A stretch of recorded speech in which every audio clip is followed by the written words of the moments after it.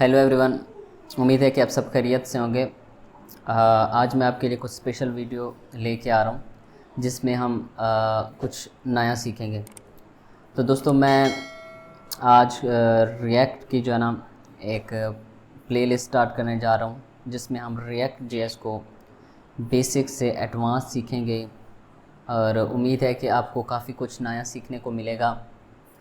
और basically react जो कि इस टाइम जावास्क्रिप्ट के फ्रेमवर्क में सबसे ज़्यादा हाई डिमांड है, तो मुझे लगा कि इसके ऊपर एक प्लेलिस्ट होनी चाहिए। तो दोस्तों मैं अब बगैर टाइम वेस्ट किए चलता हूँ रिएक्ट के ऊपर। तो सबसे पहले मैं आपको बताता हूँ कि रिएक्ट जेएस है क्या। ठीक है, इसके लिए रिएक्ट जेएस जो है ना वो जावास्क्रिप्ट की एक लाइब्रेरी है जिसको हम सिंगल पेज एप्लीकेशन बनाने के लिए इस्तेमाल करते हैं। अब यहाँ पर क्वेश्चन ये है कि सिंगल पेज एप्लीकेशन क्या होती है। तो दोस्तों दुनिया में कई तरह की वेबसाइट्स होती हैं। कुछ ऐसी वेबसाइट्स होती हैं जब हम उसमें किसी भी टैब के ऊपर किसी भी लिंक के ऊपर क्लिक करते हैं तो उसमें आपने देखा होगा कि पेज जो है ना वो ऑटोमेटिकली रिफ़्रेश हो जाता है और नया पेज उसकी जगह के ऊपर लोड हो जाता है। ठीक है, रिएक्ट में भी बिल्कुल इसी तरह काम होता है कि जब भी आप किसी टैब पे या किसी लिंक पे क्लिक करते हैं तो नया कंटेंट आ जाता है उसकी जगह और जो पुराना कंटेंट है वो चला जाता है। इसमें थोड़ा सा डिफरेंस है। वो डिफरेंस ये है कि जो रिएक्ट के बगैर जो सिंगल पेज एप्लीकेशन या सिंगल पेज वेबसाइट होती है वो उसके बगैर अगर वेबसाइट बनी हुई है तो उसमें ये होता है कि पेज रिफ़्रेश होता है, मतलब रीलोड होता है। लेकिन जो सिंगल पेज एप्लीकेशन फ्रेमवर्क के ऊपर बनी होती है या लाइब्रेरी के ऊपर बनी होती है तो उसमें ये होता है कि जो पेज होता है वो रीलोड नहीं होता, विदाउट रीलोड कंटेंट जो है हाइड एंड शो हो जाता है। तो ये होती है single page application. It's means कि ये एक ही पेज के अंदर पूरी की पूरी जो वेबसाइट है वो बनी होती है। तो इस वजह से रिएक्ट इस वजह से जो है ना मोस्ट इम्पॉर्टेंट है। ठीक है, और यहाँ पर एक और चीज़ बता दूँ कि जो कि काफ़ी सारे लोगों को कन्फ्यूजन होती है। कुछ लोग रिएक्ट को जो है ना जावास्क्रिप्ट का फ्रेमवर्क कहते हैं और इसको एक फ्रेमवर्क समझते हैं। बेसिकली जो रिएक्ट की अगर हम वेबसाइट पे भी जाएं तो वहाँ पर भी ये लिखा हुआ है साफ कि जो रिएक्ट है वो बेसिकली जावास्क्रिप्ट की एक लाइब्रेरी है, फ्रेमवर्क नहीं है। अब यहाँ पर मैं आपको बताता हूँ कि फ्रेमवर्क में क्या डिफरेंस है और एक लाइब्रेरी में क्या डिफरेंस होता है। बेसिकली जो एक लाइब्रेरी होती है वो एक तरह की छोटी सी फाइल होती है। जिस तरह फॉर एग्ज़ाम्पल आप देखें जावास्क्रिप्ट के अंदर jQuery एक लाइब्रेरी है, तो हम उस फाइल को jQuery की फ़ाइल को HTML के टेम्पलेट के अंदर हेड में कहीं पे भी कॉल करके उसको यूज़ कर सकते हैं। सेम इसी तरह जो रिएक्ट जेएस है उसकी भी एक कुछ KB की फ़ाइल होती है, उसको आप अपने HTML के अंदर हेड में कॉल करके उसको यूज़ कर सकते हैं। तो यहाँ पर ये कह लें कि जो लाइब्रेरी होती है वो एक सिंपल फाइल होती है, उसको आप कॉल करके यूज़ करते हैं। जो फ्रेमवर्क होता है वो इस तरह समझ लें कि वो एक पूरा स्ट्रक्चर बना होता है। लाइक उसमें राउट्स बने होते हैं, उसमें एक पूरा स्ट्रक्चर बना होता है कि किस तरह एक सिंगल पेज एप्लीकेशन को बनाना है। उसमें पूरी गाइडलाइन होती है, उसमें आपको ईच एंड एवरीथिंग बनाने की ज़रूरत नहीं है। फॉर एग्जांपल आपने लिंक बिल्डिंग करनी है या लिंक्स बनाने हैं अपने सिंगल पेज एप्लीकेशन के अंदर, तो उसमें ऑलरेडी जो है ना राउट्स बने होते हैं। ठीक है, राउट्स की जो फंक्शनैलिटी होती है वो ऑलरेडी डिफाइन होती है। वहाँ पर जाके आप अपने न्यू कंपोनेंट्स या न्यू टेम्पलेट करके उनको राउटिंग कर सकते हैं। लेकिन जो लाइब्रेरी होता है उसमें ऐसा नहीं होता है। तो वो सिंपल एक समझ लें प्री डिफाइंड कोड होता है और बने ऑलरेडी कुछ स्क्रिप्ट लिखे होते हैं उस कोड में, तो उनको आप यूज़ करके पूरा आपको खुद से जो है ना सारा स्ट्रक्चर बनाना पड़ता है। तो यहाँ पर एक मैं और मज़ीद मोस्ट इम्पॉर्टेंट चीज़ बता दूँ कि रिएक्ट जेएस जो है ना वो अगर एक लाइब्रेरी है तो जावास्क्रिप्ट के फ्रेमवर्क कौन से हैं। ठीक है, बेसिकली जो एंगुलर है और व्यू जेएस है वो बेसिकली जावास्क्रिप्ट की लाइब्रेरी नहीं है। बेसिकली वो जो है ना जावास्क्रिप्ट के फ्रेमवर्क हैं। तो यहाँ पर इस चीज़ को आप नोट कर लें कि लाइक रिएक्ट जो है ना वो जावास्क्रिप्ट की लाइब्रेरी है और एंगुलर और जो व्यू जेएस है वो जो है ना जावास्क्रिप्ट के फ्रेमवर्क हैं। आगे बढ़ते हैं। हमें रिएक्ट जेएस को क्यों सीखना चाहिए। आप इसमें मतलब एंगुलर भी सीख सकते हैं, व्यू जेएस भी सीख सकते हैं, लेकिन ये तकरीबन मिलते जुलते हैं एक दूसरे के साथ, रिएक्ट के साथ। लेकिन मैं ये प्लेलिस्ट क्यों बना रहा हूँ और मैं क्यों आपको सजेशन दे रहा हूँ कि रिएक्ट को सीखें। नंबर 1, जो रिएक्ट है बाकी दो फ्रेमवर्क एंगुलर और व्यू की निस्बत काफ़ी फ़ास्ट है, और ये सिंगल पेज एप्लीकेशन बनाने के लिए ये समझ लें कि जावास्क्रिप्ट में सबसे बेस्ट एक लाइब्रेरी है। इसके अंदर आप कम टाइम में एक अच्छा और फास्ट जो है ना यूआई स्ट्रक्चर जो है ना वो बना सकते हैं। नंबर 2, जो रिएक्ट है, रिएक्ट जेएस, वो इस्तेमाल करता है वर्चुअल डोम, एंड जो जावास्क्रिप्ट है या वो बेसिकली रियल डोम को इस्तेमाल करता है। अब यहाँ पर मैं बता दूँ कि वर्चुअल डोम क्या होता है और रियल डोम में क्या डिफरेंस है। फॉर एग्ज़ाम्पल आपके पास एक पेज है, ठीक है, एक HTML का टेम्पलेट है, उसमें आप जावास्क्रिप्ट इस्तेमाल कर रहे हैं। इसी तरह आपके पास एक रिएक्ट जेएस के अंदर एक कंपोनेंट है, उसमें आप जो है ना रिएक्ट जेएस को इस्तेमाल कर रहे हैं, ठीक है। तो वर्चुअल डोम ये होता है, फॉर एग्ज़ाम्पल आपके पास एक लिस्ट है यूज़र नेम की, ठीक है, तो आपने उस यूज़र फॉर एग्ज़ाम्पल आपके पास लिस्ट है यूज़र्स, उसमें 10 यूज़र्स हैं, ठीक है। तो आप चाहते हैं कि मैं उन 10 में से जो 9 नंबर वाला यूज़र है, मैं उसका डाटा जो है ना यूज़र नेम या ईमेल या पासवर्ड या कुछ भी, या मतलब कोई भी डिटेल मैं अपडेट करना चाहता हूँ। तो जो रियल डोम होता है, जो जावास्क्रिप्ट इस्तेमाल करता है, उसमें ये होता है कि A to Z जो जावास्क्रिप्ट में कोड लिखा गया होता है, वो समझ लें कि A से लेके Z तक कोड जो है ना वो सारे का सारा जो है ना दोबारा रेंडर होता है। मीन्स आपने थोड़ा सा भी चेंज करना हो ना अपने कोड में, तो जो कोड है जावास्क्रिप्ट में रियल डोम में, वो सारे का सारा स्टार्ट से जो है ना वो रेंडर होता है कोड, और फिर जाके जो है ना कोड अपडेट होता है।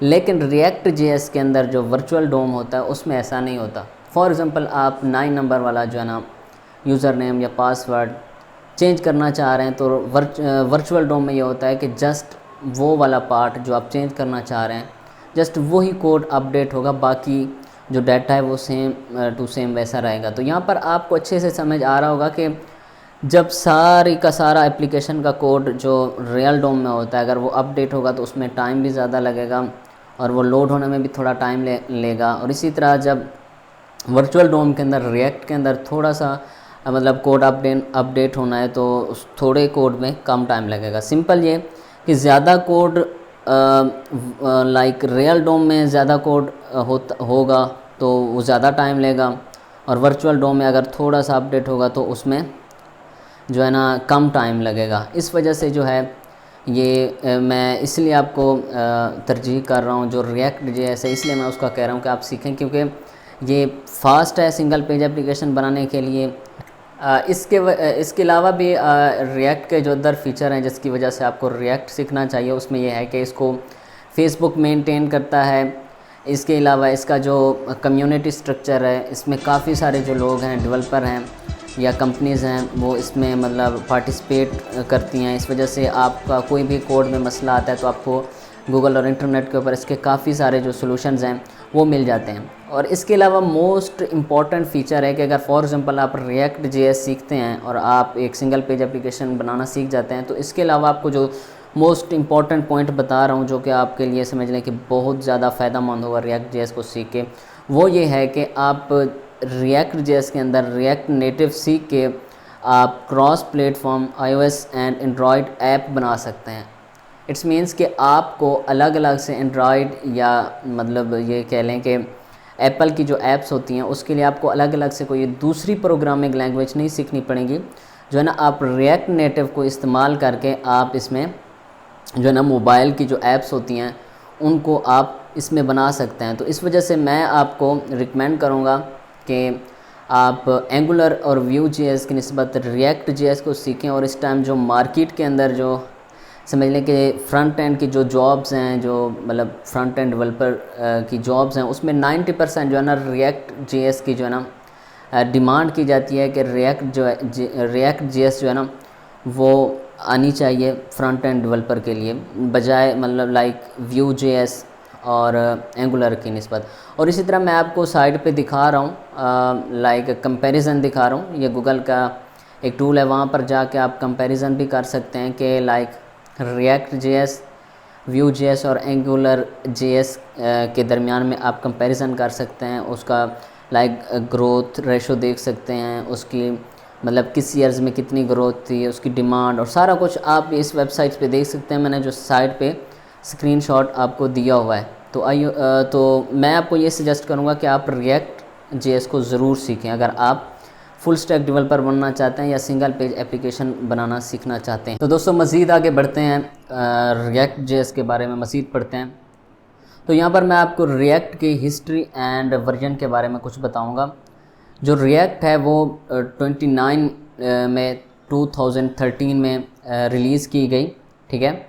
तो अभी उसका जो वर्जन चल रहा है वो है 18.2.0। तो इस टाइम जो है ना लेटेस्ट वर्जन यही चल रहा है React.js का। तो आप ये जाके जो है ना गूगल के ऊपर जो React का वर्जन है वो चेक कर सकते हैं। इसके अलावा React के इस वजह से भी काफ़ी लाइक डिमांड में है क्योंकि इसके ऊपर बड़ी अच्छी एप्लीकेशंस जो है ना वो ऑलरेडी बनाई गई हैं। जिस तरह मैं आपको कुछ एग्जांपल देता हूँ, इंस्टाग्राम जो है वो React के अंदर टोटल बनाई गई है। इसके अलावा जो आप इस्तेमाल करते हैं व्हाट्सएप वेब, वो भी है ना React.js के अंदर जो है इस्तेमाल की गई है। इसी तरह आप मूवीज़ के लिए जो प्लेटफॉर्म यूज़ करते हैं, ठीक है, तो वो भी लाइक उस प्लेटफॉर्म में आपके पास आ जाता है, नेटफ्लिक्स आ जाता है, ठीक है। नेटफ्लिक्स जो है वो भी React.js के अंदर बनाया गया है। इसी तरह कुछ फेसबुक के अपने विजेट्स हैं जो अभी नए बन रहे हैं या कुछ टाइम पहले विजेट्स बने हैं React फेसबुक के न्यू विजेट्स, तो वो भी मोस्टली React.js के अंदर बनाए गए हैं। तो इस वजह से भी ये काफ़ी अच्छा फ्रेमवर्क है और इसकी पॉपुलैरिटी मज़ीद बढ़ जाती है क्योंकि इस पूरे जो React.js की लाइब्रेरी है, इस पूरे जो स्ट्रक्चर है या इस लाइब्रेरी को फेसबुक मेंटेन करता है। इस वजह से भी ये काफ़ी सिक्योर, फास्ट एंड पॉपुलर है। तो दोस्तों ये है React.js। तो इसके बाद मैं यहाँ पर एंड पे मोस्ट इम्पॉर्टेंट चीज़ अगेन आपको बता देता हूँ। अगर आप React के ऊपर आ रहे हैं और इस React की प्लेलिस्ट को देख रहे हैं तो इससे पहले मेरी रिक्वेस्ट है कि आप लोग बेसिक HTML सीख के आएँ। बेसिक आपको HTML आना चाहिए, HTML 5 कर लें, 4 कर लें, बूटस्ट्रैप आपको आनी चाहिए किसी हद तक, और उसके बाद आपको CSS आनी चाहिए, CSS 3 आनी चाहिए, ठीक है। उसके अलावा जावास्क्रिप्ट जो है ना बेसिक आपको आनी चाहिए। उसके अलावा ES6 जो है जावास्क्रिप्ट के अंदर इस्तेमाल होती है, ठीक है, जिसमें कुछ मॉडर्न टाइप के फंक्शंस होते हैं, वो आपको आने चाहिए। उसके अलावा आपको ES जो 5 है वो आपको अच्छे से आनी चाहिए। तो दोस्तों फिर भी आप अगर इनके ऊपर आपको अच्छी ग्रिप नहीं है तो आप इसका थोड़ा सा जाके कोई 2-4 दिन आइडिया ले लें HTML का, CSS का जो है ना और जावास्क्रिप्ट का, इन कुछ चीज़ों का, इन सब का आइडिया ले लें कुछ दिन, और फिर आके आप React.js को स्टार्ट करेंगे तो आपको इतना ज़्यादा मसला नहीं होगा। अगर आप ये प्रोग्रामिंग लैंग्वेज सीखे बगैर आप सीधा React को स्टार्ट करेंगे तो फिर आपके लिए थोड़ा सा प्रॉब्लम क्रिएट हो सकता है। लेकिन फिर भी ये जो मैं प्लेलिस्ट बना रहा हूँ ये बिल्कुल बेसिक से होगी और एडवांस की तरफ हम जाएंगे और हम इसमें एंड के ऊपर एक प्रोजेक्ट भी बनाएंगे। तो आपने बिल्कुल ही परेशान नहीं होना, आप ने जो है ना इस प्लेलिस्ट को अच्छे से देखना। आई होप कि आपको बहुत कुछ सीखने को मिलेगा।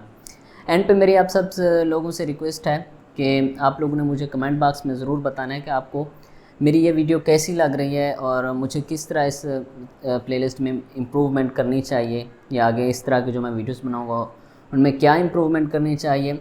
और अगेन मैं आप सबसे रिक्वेस्ट कर रहा हूँ कि आप लोगों ने अगर मेरे इस चैनल को सब्सक्राइब नहीं कर लिया तो मेरे इस चैनल को सब्सक्राइब कर लें, मुझे सपोर्ट करें ताकि मैं मज़ीद आगे इससे अच्छी वीडियोस बना सकूँ। आज के लिए इतना ही, आप अपना ख्याल रखें, मिलते हैं नेक्स्ट वीडियो में। अल्लाह हाफ़िज़।